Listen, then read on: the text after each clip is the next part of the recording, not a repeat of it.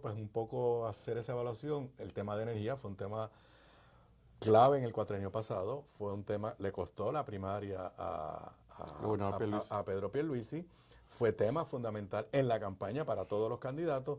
Un poco pues contigo, la evaluación, ¿dónde estamos 6 meses en el tema energético del gobierno de Jennifer? Así que arranque usted. Pues Aníbal, habíamos hablado que quizás pues, era una oportunidad hacer ese repaso de qué ha pasado en estos 6 meses. Pero para eso escogí como que 10 tópicos. Muy bien. Y de hecho Me gusta. pueden ser 20, porque todos los días pasan cosas de energía. De hecho, hoy que es 1 de julio, en el día de ayer, el negociador de energía aprobó una reducción Sí, un de unos chavito chavitos en 2.5. nuestras facturas mensuales. Por lo menos, creo que uno de los periódicos lo puso en la página 6. Qué bueno, y no fue, como yo digo, en la 84. Porque he comentado antes el tema de la percepción pública sobre eso, que cuando sube la luz, primera plana, cuando baja, lo relegan. Pero sí, así que hay muchos temas. Pero, Aníbal, escogí para discutir contigo lo que entiendo que son 10 temas importantes durante estos pasados 6 meses y que quizás algunos de ellos seguirán teniendo mucha importancia. Me encanta cómo titulas el primero. Empire Strikes Back. Sí, así un saludito a Luis Vega Luis Ramos, Vega, a nuestro amigo que es un somos fanáticos de Star Wars. El primer tema es este, Aníbal, que es un tema que yo le llamo The Empire Strikes Back, sobre el tema del regreso de los promotores de los combustibles fósiles y su ataque a la energía renovable. De momento, con el cambio de administración en Estados Unidos de Biden a Donald Trump y aquí en Puerto Rico de Pedro Pierluisi a Jennifer González, ha habido un cambio de política pública donde básicamente, pues... En ambos gobiernos. En ambos gobiernos. En donde se reafirma o que básicamente se echa hacia atrás lo que ha sido la política pública, por lo menos en los pasados 15 años, en ambos países, tanto en Estados Unidos a nivel federal como en Puerto Rico, de integración masiva de energías renovables. Interesantemente, Aníbal, tú firmaste como gobernador la primera ley de importancia en ese tema en el 2007, que es la ley 114 de medición neta, lo que ha permitido que hasta hoy casi 180,000 abonados de Y Luma. dándole crédito, hay que darle crédito, iniciativa de Kenneth McClinton, como presidente del Senado, y él siempre hace el cuento de que yo lo llamé a decirle, nadie en mi gobierno quiere que yo firme esta ley, la autoridad está en contra, la voy a firmar. Exacto.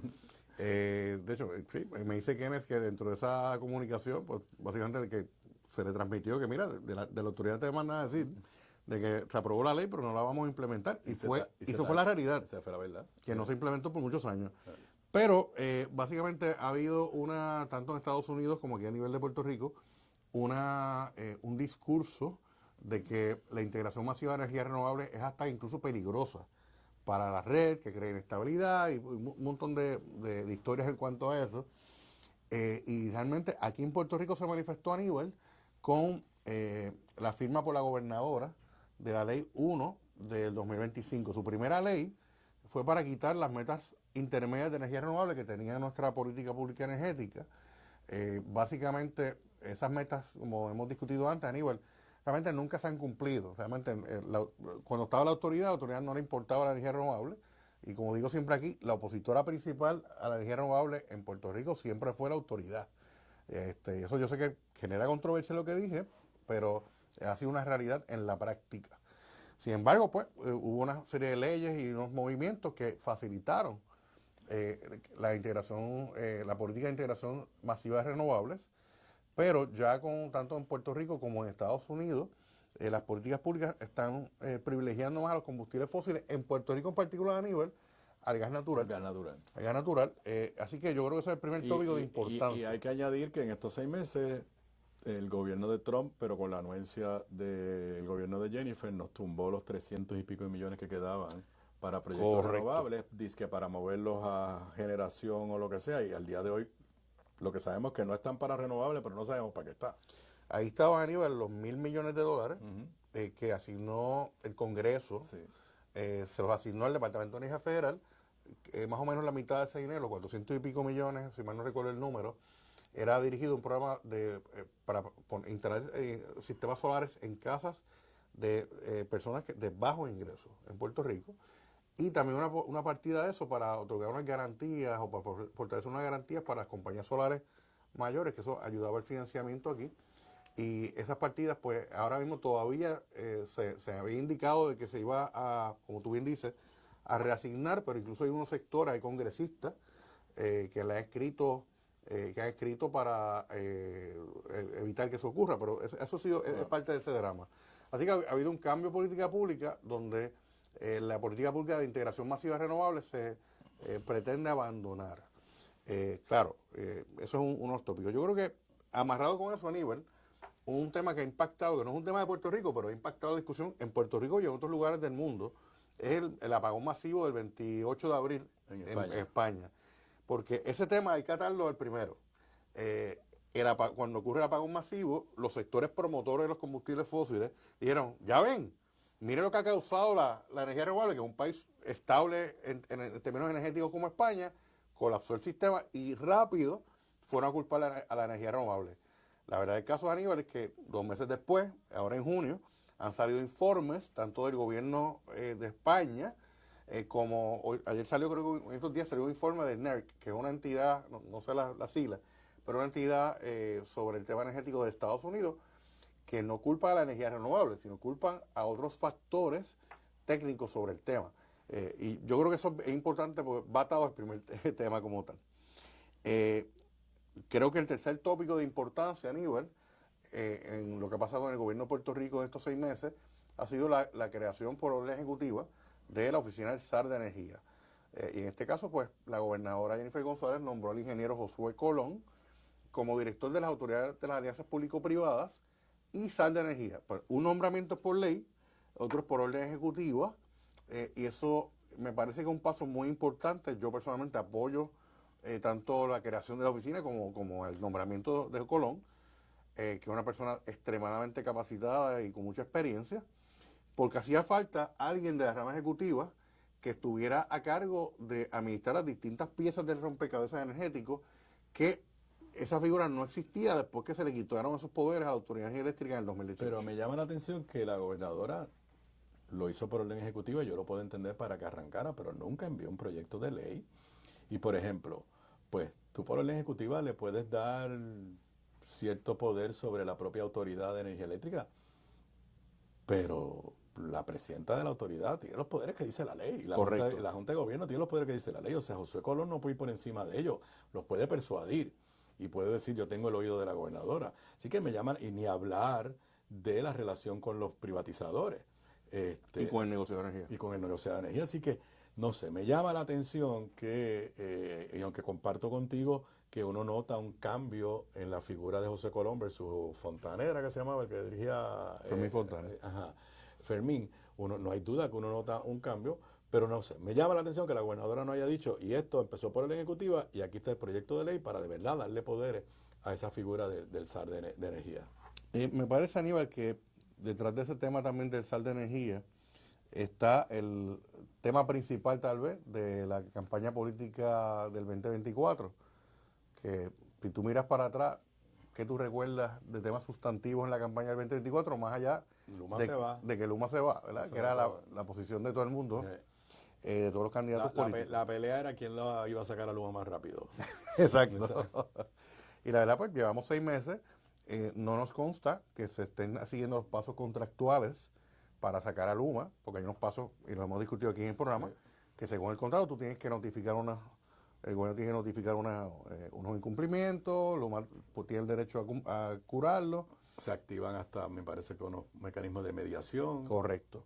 Y sí, lo que ha dicho el SAR de Energía y la gobernadora es que ha enviado unas cartas, múltiples cartas, eso nos consta, a Luma sobre distintos tópicos, pero si esas cartas cumplen o no con el tipo de comunicación que requiere el contrato para ser cancelado, pues no lo sabemos. Y la gobernadora también ha adelantado su postura de que, mira, yo no puedo tampoco cancelar esto de un día para otro, que hay que tú ves como uno hace campaña en poesía, pero ya cuando está gobernando es en prosa. Así que... Y la gobernadora comenzó diciendo que su prioridad iba a ser generación, y como que dejó a un lado lo de Luma hasta que hubo el apagón. Correcto. Que no tuvo nada que ver con generación, que fue el apagón, no me acuerdo dónde fue el breaker, que sé, whatever. Y ahí pues ella de momento se dijo, espérate, hay que hacer las dos cosas a la vez. O sea, hay que bregar con Luma y hay que bregar con el tema de de generación. Josué Colón en un momento dijo que para antes que se terminara el año, ya Luma se habría ido. Yo no creo que eso va a pasar antes que termine este año. No creo yo tampoco creo que pase. Yo creo que si se sigue el contrato al pie de la letra a nivel, el proceso de cancelación puede durar más de un año. Cuando comience el proceso iniciar el proceso según el contrato. Así que pues todavía eso sigue pendiente. Salvo que llegue con una negociación y Luma le diga, si me pagas tantos millones de pesos, me voy. Eso siempre es una posibilidad. Y con todo y eso, aún si llegara a un acuerdo como ese, ¿Qué rayo la va a coger?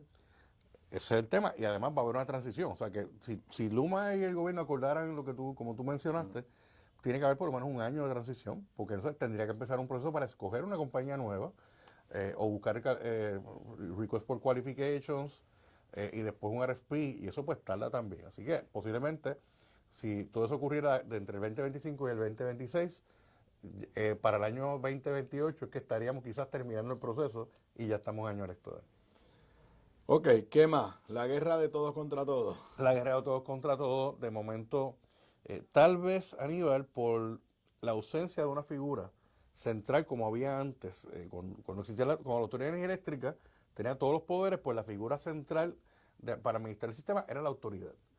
Eso fue cambiando, ¿verdad? En el 2014 se creó un negocio de energía que le quitó unos poderes a la autoridad, creó un ente regulador, le quitó unos poderes tarifarios, pero luego de que entran en funciones tanto Luma en el 2021 como General en el 2023, pues ya entonces de momento se han creado estas fincas privadas y separadas, que está por un lado Luma, por un lado Genera.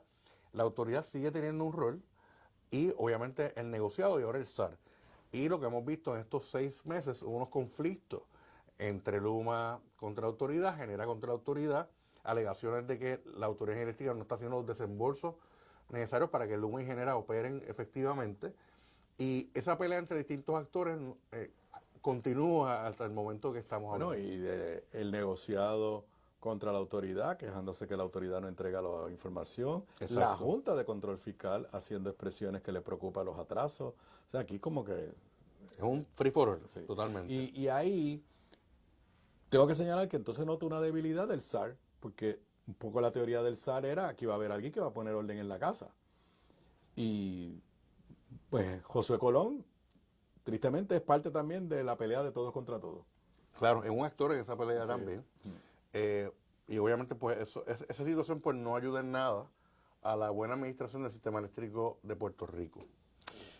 Yo diría, Aníbal, también de que un tema de mucha importancia es el colapso, que un poco tratado el primer tema, ¿verdad? El tema del cambio de política pública. El colapso de compañías como Sunova, en cuanto a que tiene que ver con el apoyo financiero a la energía renovable. Así que vimos en este pasado mes de junio que Sunova se va aquí a la quiebra. Otras compañías que no tienen presencia en Puerto Rico, pero también en Estados Unidos se fueron a la quiebra, similares, otras compañías similares.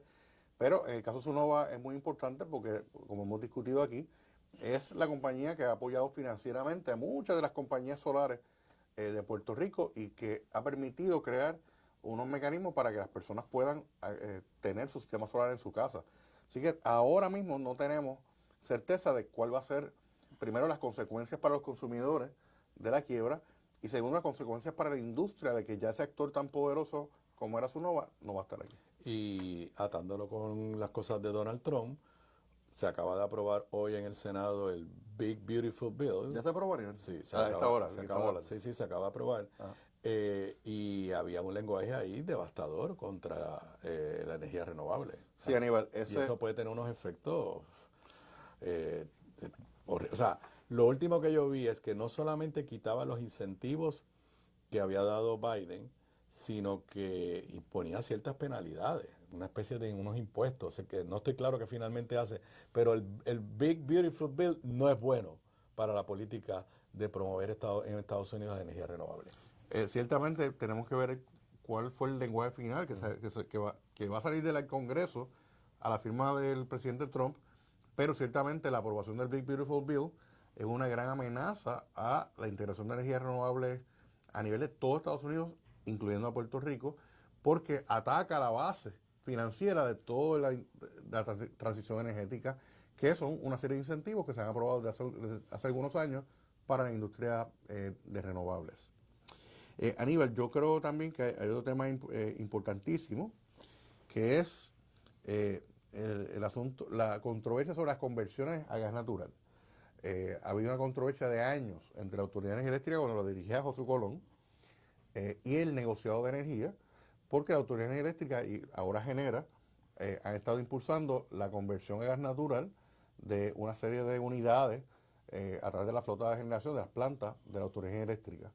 El negociado de energía ha ejercido sus poderes regulatorios pidiendo información, no estando convencida en muchos casos de lo que le dice ni la autoridad ni Genera.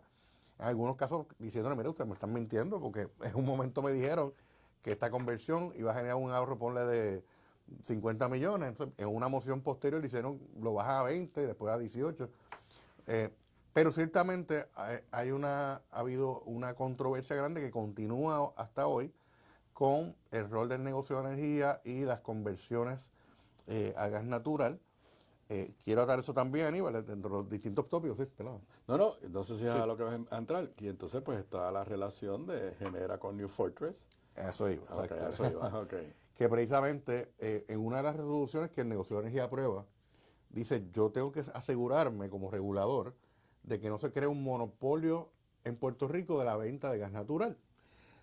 Precisamente, y en estos días se ha discutido que está pendiente de aprobación un contrato de 15 años para el suplido de gas natural a favor de New Fortress, que ya tuvo impacto en las finanzas de New Fortress, por lo menos en el valor de sus acciones, que estaba por el piso, pero obviamente al gobierno de Puerto Rico está comunicando que le va a asegurar a New Fortress un contrato de 15 años, pues eso ha ayudado a las acciones de New Fortress. Y ese tema de la relación New Fortress, Genera y Autoridad de Energía Eléctrica es bien controvertible porque evidentemente se aprobó el contrato de Genera con un conflicto de interés inherente, ¿verdad? Que es que su matriz es la suplidora de gas. Así que pues obviamente ese tema continúa. Y se acaba por el gobierno adjudicarle 15 años a un contrato de 15 años que está ante la Junta de Control Fiscal. Y hoy Noticel tiene una nota citando un documento de la Junta que tiene que evaluar ahora. Y dice, leo aquí textualmente, la Junta de Control Fiscal reitera sus preocupaciones sobre la falta de cumplimiento continuo de las partes con los plazos y requisitos establecidos en la política pública de revisión de contratos, así como con las condiciones establecidas en las cartas de aprobación de enmiendas del contrato. Esta práctica arriesga continuamente servicios críticos y esenciales para el pueblo de Puerto Rico. La falta de cumplimiento de las partes con la política y con sus propios plazos de contratación denotan una falta de controles internos que requieren remedio inmediato. Esto no es el negociado. El negociado le dijo algo similar los otros días a la autoridad. El oficial examinador dijo, yo tengo dudas si ustedes son capaces de cumplir con lo que la ley le dice que ustedes tienen que cumplir. Así que aquí algo está fallando. Y esto es un mensaje de la Junta de Control Fiscal a el privado, pero también a las entidades públicas, porque esto es una contratación del gobierno con New Fortress y hubo un request for proposal y todo eso. Request for proposal que dice la nota que básicamente no hubo competencia. O sea, New Fortress vino sola. Exacto. Porque controla a Genera, controla el muelle por donde entra el gas. Claro. O sea, pero estamos... Eso era el peligro que anticipa ya el negocio de energía, de la creación de un monopolio privado del suplido de gas natural en Puerto Rico. Yo diría, Aníbal, de que ya quedan como dos tópicos más o menos para tenerlos rapidito. Uno, el que hemos discutido tantas veces ya en los últimos programas, que es la generación temporera que venía, que todavía no se ha instalado nada. No se ha instalado nada y volvemos a lo mismo. Está en manos falta todavía la aprobación del negociado y de la Junta de Control Fiscal. Ya estamos en julio. Y lo último que le dio el negociado le dio hasta hoy o hasta mañana. Hasta hoy a la autoridad. Hasta hoy a la autoridad diciéndole que me tienes que dar unos datos. Exacto. Y fíjate, voy a atar eso al último tema, que es las amenazas al negocio de energía. Ciertamente, ya la gobernadora planteó, y José Colón también ha planteado en el pasado, de que están frustrados con las acciones o inacciones según ellos, o tardanzas según ellos, del negocio de energía, aprobando distintos proyectos que tienen que ver con la generación de energía en Puerto Rico, las conversiones a gas natural. Y detrás de eso viene una agenda para limitar los poderes del negocio de energía. Y yo quiero advertir, ¿verdad?, y adelantar mi posición sobre el tema. Eso es un total error. Eso es volver a lo que pasaba cuando estaba la Autoridad de Energía Eléctrica en su apogeo, que es lo que lo llevó a la quiebra. Bueno, vas a tener voz, porque la gobernadora dijo que va a citar al comité. Sí, y yo adelanto. Y de ¿Han hecho, citado al comité o no han citado todavía? No, pero se va a citar ahora en verano para discutir este tema. Y yo desde la primera reunión, yo creo, quizás que mal no recuerdo, si mal no recuerdo, del comité que nombró la gobernadora de transformación energética, advertí de este tema, porque sé que hay unos sectores que quieren, no va a eliminar el negocio de energía, porque eso no va a ocurrir, pero quieren limitar sus poderes para que el negocio sea una entidad pisapapel del gobierno y la autoridad. Y eso es peligroso para Puerto Rico, eso es lo que contribuyó a la quiebra de la autoridad, y eso no puede ocurrir. Y en este caso en particular, les tengo que decir que ayer, el representante Víctor Párez, esto es nuevo, sometió ayer mismo 30 de junio una resolución conjunta de la Cámara, que fue aprobada por la Cámara, según la información que tengo, para básicamente decirle al negocio de energía, tienes que trabajar más rápido en la aprobación del proyecto y estas son las condiciones, tienes que aprobar este tipo de proyectos en tantos días, este otro tipo de proyectos en tantos días. Que de hecho, tú eres más experto constitucional que yo, pero eso es materia de una ley. Una resolución conjunta que tiene fuerza de ley, pero es para tener una situación temporera, no para poner ahí unas disposiciones que es para enmendar una ley. Pero por ahí van los tiros. O sea, pero un poco eso fue lo que anticipó Josué Colón y la gobernadora. Sí, y el lenguaje que está en esa resolución conjunta que no le vamos a quitar autoridad, pero lo que queremos es que tenga unos... Bueno, pues entonces si tú le dices, tienes 10 días para contestar y si no contesta se quedó aprobado, pues le quitaste autoridad. Correcto, y yo quiero adelantar que la base principal de la existencia del negocio de energía es su independencia regulatoria, para que el negocio de energía no esté operando según lo que quieran ni los políticos electos ni los jefes de agencia. Eso no es una... Si vamos por esa ruta, pues mira, pues hay que eliminar entonces el negociado y volver al desastre que había en la gobernanza cuando estaba la Autoridad de Energía Eléctrica en su apogeo. La independencia del negocio de energía es un principio fundamental que hay que defender, que le conviene al pueblo de Puerto Rico y al desarrollo económico del país.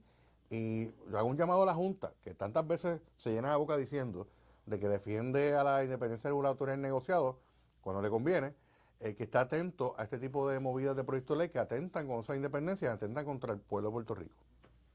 Pero por ahí van los tiros. Así que yo creo que ese tema de la independencia del negociado, me imagino se va a retomar ahora en agosto. Bueno, julio y agosto vamos a tener que resolver el contrato de energía temporera, ¿cómo se llama?, de emergencia. Vamos a tener que va a tener que resolverse las autorizaciones o no a conversión a gas. Vamos a tener que inicia el proceso de revisión de la tarifa fija, de la tarifa básica, porque eso inicia, creo que el día 3, es que creo que se supone que empiece todo ese proceso. Curiosamente, la autoridad no acaba de poner sus números, no acaba de decir sus números. Así que definitivamente, pero tiene una pregunta en la mente que se me había olvidado, que es, ¿tú crees que hoy el negociado tiene los recursos para completar cabalmente con su función, o estamos ante una agencia que le hemos dado un montón de responsabilidades pero no le hemos dado los recursos para actuar? Sí, de hecho, y tengo que decir que el negocio de energía tiene un presupuesto de $20 millones, y tiene los recursos, tiene la gente capacitada, tiene unos comisionados comprometidos, así que tiene recursos para hacerlo. Siempre, obviamente, ninguna agencia es perfecta, Nive, como tú bien sabes. Siempre sería bueno evaluar ¿verdad?, ese mismo tema, y en efecto el mismo negociado decir, mira, realmente a lo mejor necesita más chavos, lo que fuera, pues esa tarea no es fácil, más cuando estás evaluando 30 cosas, que las 30 cosas son cosas técnicas que requieren de una expertise. Pero yo entiendo que sí, que tiene los recursos, tiene la gente, y yo creo que pero lo primero que tiene que tener y conservar es su independencia, que no se aprueben legislaciones para que los políticos hagan lo que quieran de nuevo con el tema energético, que fue lo que contribuyó a la situación actual. Estaremos pendientes. Yo regreso con más luego de la pausa. Muchas gracias, Raúl. Gracias a ti.